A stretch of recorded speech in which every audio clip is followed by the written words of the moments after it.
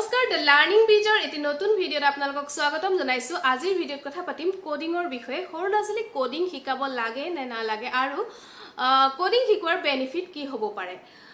2020 যেতিয়া এটা নতুন শিক্ষানীতি আহিছিল তেতিয়া কোৱা হৈছিল যে কোডিং ল'ৰা-ছোৱালীৰ কাৰণে আফটাৰ 6 ষ্টেণ্ডাৰ্ডৰ পৰা বাধ্যতামূলক হ'ব আৰু তাৰ পাছতে বহুত এনেকুৱা কোম্পানীয়ে আপোনাক হয়তো আপুনি এডভাৰটাইজ হয়তো দেখিছে ছ'চিয়েল মিডিয়াত বা বহুত কোম্পানীয়ে আপোনাক হয়তো এপ্ৰ'চ কৰিছে আপোনাৰ সন্তানৰ কাৰণে আৰু হয়তো আপোনাক তেনেকুৱা কোনোবা ফ্ৰী ছেছনো আপোনাক অফাৰ কৰিছে বা আপুনি অলৰেডি তেনেকুৱা এটা কোৰ্চ হয়তো লৈছে আৰু যদি লৈছে তেতিয়াহ'লে আপুনি তাৰ পৰা কি বেনিফিট পাইছে সেই সম্পৰ্কে কমেণ্ট বক্সত জনাব। আৰু যদি আপুনি লোৱা নাই বা কনফিউজ হৈ আছে ল'লে ভাল হ'ব নে নহয় বা মানে কেনেকুৱা চিটুৱেশ্যনত কোডিঙত ল'ৰা-ছোৱালীক দিব পাৰি কেনেকুৱা ল'ৰা-ছোৱালীক দিব পাৰি তেতিয়াহ'লে আপুনি এই ভিডিঅ'টো শেষলৈকে চাব আৰু যদি আপুনি ইয়াৰ পৰা আপোনাৰ অলপ হ'লেও সহায় হয় তেতিয়াহ'লে কমেণ্ট কৰি জনাব, ভিডিঅ'টো লাইক কৰিব, শ্বেয়াৰ কৰিব আৰু চেনেলটো ছাবস্ক্ৰাইব কৰি বেল আইকনটো প্ৰেছ কৰিবলৈ পাহৰি নাযাব। এতিয়া আহোঁ কোডিং কি হয়। What is coding? Coding is based on many different languages which can understand by a computer.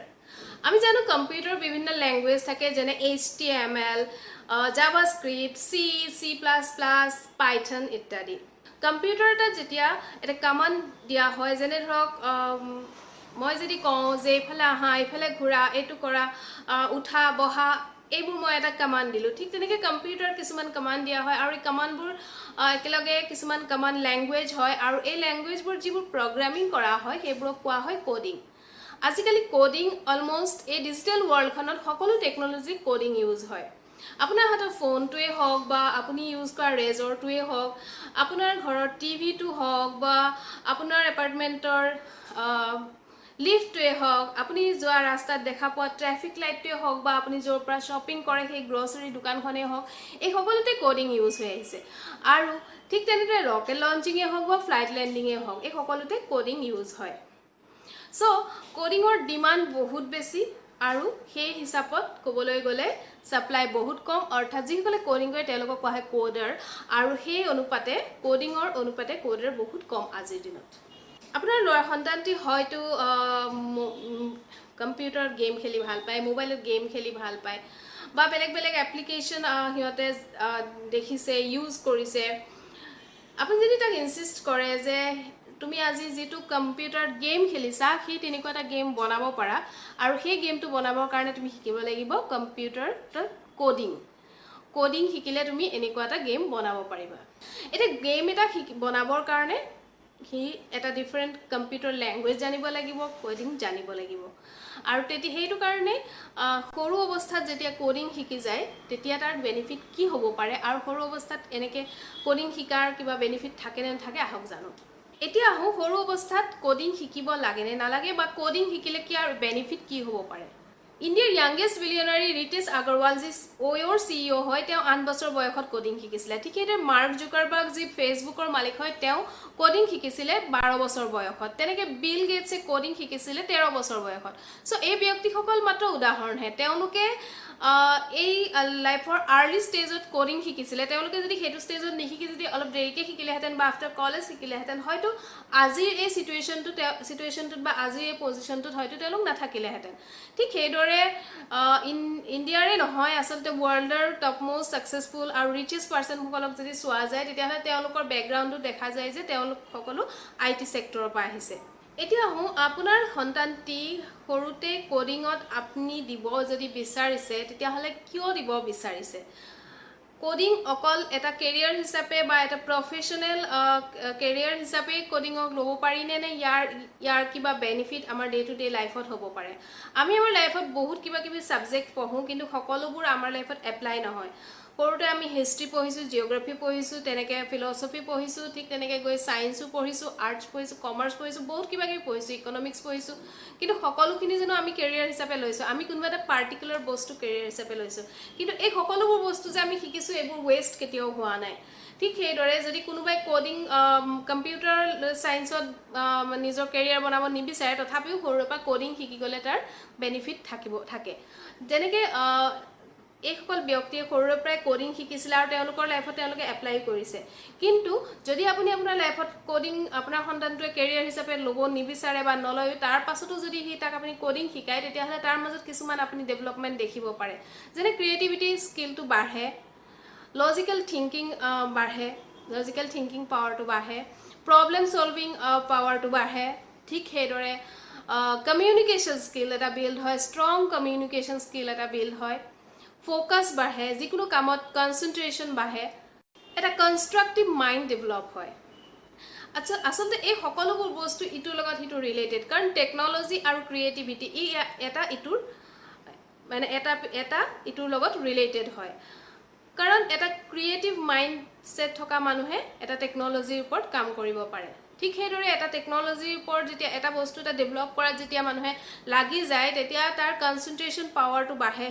সেই বস্তুটো যেতিয়া ফোকাস কৰে তেতিয়া তাৰ লজিকেল থিংকিং বাঢ়ে আৰু তাৰ প্ৰব্লেম সলভিং কেপাচিটিও বঢ়াই যায় ঠিক সেইদৰে এটা প্ৰজেক্টত যেতিয়া লাগি থাকে সেই সময়ত যেতিয়া নিজৰ মেন্টৰ বা নিজৰ ফেলো ষ্টুডেণ্টবোৰৰ লগতো ইণ্টাৰেকশ্যন হয় ই এটা ভাল কমিউনিকেশ্যন স্কিল বিল্ড কৰে যিটো তাৰ লাইফত সদায় কামত আহে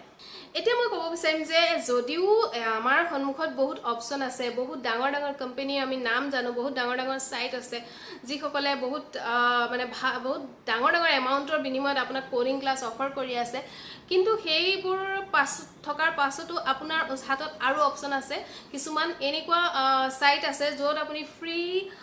কোডিং ক্লাसेस আপোনাৰ সন্তানক বা আপোনাৰ নিজৰ কাৰণেও আপুনি ল'ব পাৰে আপুনি গুগল কৰিলেও এইবোৰ সাইটৰ নাম পাব যিবোৰৰ ভিতৰত অন্যতম হৈছে ট্ৰী স্কুল ই এটা এডভান্স লাৰ্ণাৰ কাৰণে উপযোগী হয় বিগিনাৰৰ কাৰণে বেছি উপযোগী বুলি কোৱা নহয় এডভান্স লাৰ্ণাৰ কাৰণে উপযোগী হয় ঠিক তেনেকৈ খান একাডেমিত কম্পিউটাৰ সায়েন্সৰ ওপৰত লেসনছবোৰ ভিডিঅ' আৰু বিভিন্ন এক্সাৰসাইজৰ মাধ্যমেৰে দিয়ে ই সম্পূৰ্ণ ফ্ৰী হয় CS First created by Google Codecademy Coursera Free Code Camp HackerRank Greeks for Greek Code Mentor এইকেইটা কেইটামান সাইট হয় য'ত আপুনি ফ্ৰী কোডিং ক্লাसेस ল'ব পাৰে আৰু যদি এটা ভাল প্লেটফৰ্মত ফ্ৰী কোডিং ক্লাছ বিগিনাৰৰ কাৰণে যিখিনি হয় সেইখিনি যদি ল'ব পাৰে তেতিয়াহ'লে আপুনি আপোনাৰ সন্তানৰ ইণ্টাৰেষ্ট লেভেল চাই আপুনি এজন ভাল মেন্টৰৰ ওচৰত তাৰ কোডিং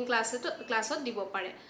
কোডিংক যদি প্ৰফেশন হিচাপে ল'ব বিচাৰে তেতিয়াহ'লে আৰম্ভণিৰ পৰাই তাক তেনেকুৱা ভাল প্ৰফেশনেল কোৰ্সত দিব পাৰে আৰু যদি কোডিং লাইফ স্কিল হিচাপে কোডিংক যদি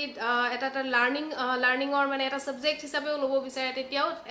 বিগিনাৰ কোৰ্সৰ পৰা ফ্ৰী কোৰ্সৰ পৰা ষ্টাৰ্ট কৰি আগলৈ প্ৰফেশনেল কোৰ্সত তাৰ ইণ্টাৰেষ্ট চাই পেলাই দিব পাৰে কোডিং শিকিলে কি কৰিব পাৰে কোডিং শিকিলে আমাৰ ল'ৰা ছোৱালীবোৰে গেম খেলে সো যিবোৰ গেম খেলে সেইবোৰ ডেভেলপ হয় কোডিংত কোডিং শিকি কি কৰিব পাৰে কোডিং শিকা হয় ৱেবসাইট ডেভেলপমেন্টৰ কাৰণে এপ্লিকেশন ডেভেলপমেন্টৰ কাৰণে গেম ডেভেলপমেন্টৰ কাৰণে আৰু এনেকুৱা বহুতখিনি প্ৰসেস আছে য'ত কোডিং অলৰেডি কোৱা হৈছে যে সকলো টেকনলজিতে কোডিং ইউজ হয় গতিকে আজিৰ দিনত মই ভাবো যে সৰুৰে পৰা যদি কোডিং শিকে ই আসলতে বহুত বেছি বেনিফিচিয়েল হয় বহুত মানে ল'ৰা ছোৱালীৰ বহুত ক্ষেত্ৰত তাক এডভান্স কৰি তোলে যিহেতু তাৰ এটা ভাল মাইন্ডসেট গঢ়ি উঠে এটা নতুন স্কিল শিকে কাৰণ কোডিং আৰু এটা বেনিফিট হয় যে এই নতুন স্কিলৰ প্ৰতি আগ্ৰহী হয় নতুন কিবা এটা শিকাৰ প্ৰতি আগ্ৰহী হয় গতিকে মই ডেফিনেটলি প্ৰিফাৰ কৰোঁ যে ল'ৰা ছোৱালীক সৰুৰ পৰা কোডিং শিকাব লাগে এইটো নহয় যে কোডিং শিকিলেহে তাৰ ভিতৰত ক্ৰিয়েটিভিটি বাঢ়িব কোডিং শিকিলেহে তাৰ লজিকেল থিংকিং বাঢ়িব বা কোডিং শিকিলেহে সি আগবাঢ়ি যাব বা ভাল এটা জব পাব বা ভাল এটা একাডেমিক কেৰিয়াৰ গঢ়ি তুলিব পাৰিব কিন্তু এইখিনি নকৰিলেও যদি এইখিনি হ'ব পাৰে কিন্তু এইখিনি কোডিং শিকিলে এইখিনি ডেফিনেটলি হ'ব পাৰে গতিকে আজিৰ এই ভিডিঅ'টো যদি আপোনাৰ ভাল লাগিছে তেতিয়াহ'লে জনাব আৰু পুনৰ কওঁ চেনেলটো সাবস্ক্ৰাইব কৰিব আৰু বেল আইকনটো প্ৰেছ কৰি দিব নমস্কাৰ